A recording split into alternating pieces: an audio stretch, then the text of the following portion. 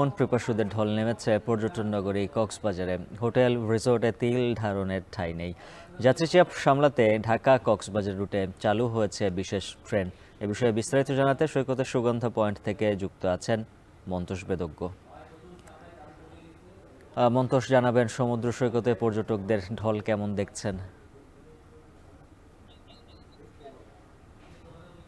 উজ্জ্বল, এই মুহূর্তে সৈকতে পর্যটকের উপস্থিতি কিছুটা কম, তবে গতকাল রাতে হোটেল মালিকরা আমাদের যেটি জানিয়েছেন, প্রায় শতভাগ কক্ষই কিন্তু এখানে বুকিং রয়েছে। এবং একজন পর্যটক আসলে সকালে কথা বলছিলেন, তিনি 6টি হোটেলে চেষ্টা করেছেন রুম পাওয়ার জন্য, কিন্তু না পেয়ে তিনি তার কক্সবাজার শহরের যে টেকপাড়া এক বন্ধুর বাসায় তিনি উঠেছেন। তার আরো কয়েকজন বন্ধুকে নিয়ে তিনি উঠেছেন এবং তিনি আসলে গতকাল রাতে বিভিন্ন জায়গায় হোটেল কক্ষ ভাড়া চেয়েও আসলে পাননি, সে ধরনের কথাই আমাদেরকে জানাচ্ছিলেন। তবে সৈকতে এখন পর্যন্ত মানুষের বেশ উপস্থিতি দেখছি, তবে উপচে পড়া ভিড় আসলে যাকে বলা যায় সেটি কিন্তু এই মুহূর্তে নেই। হয়তো আরো পরে গিয়ে পর্যটক এখানে নেবেন। এবং এই যে পর্যটক সমাগম সমাগম সেটি আমরা দেখছি।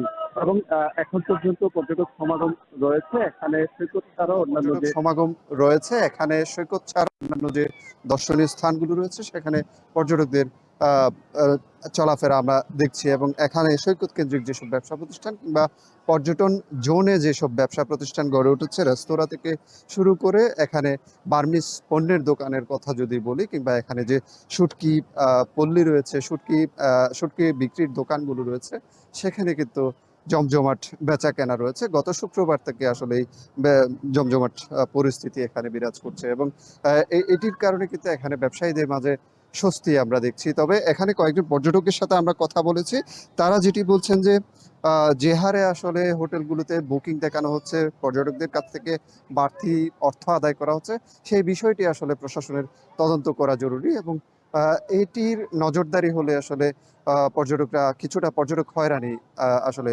মুক্ত করা যাবে। উজ্জ্বল, এই ছিল আমার কাছে সবশেষ। পূজার ছুটিতে কক্সবাজারে ঢল নেমেছে পর্যটকদের, সেই খবর জানাচ্ছিলেন সহকর্মী মন্তোষ বেদজ্ঞ।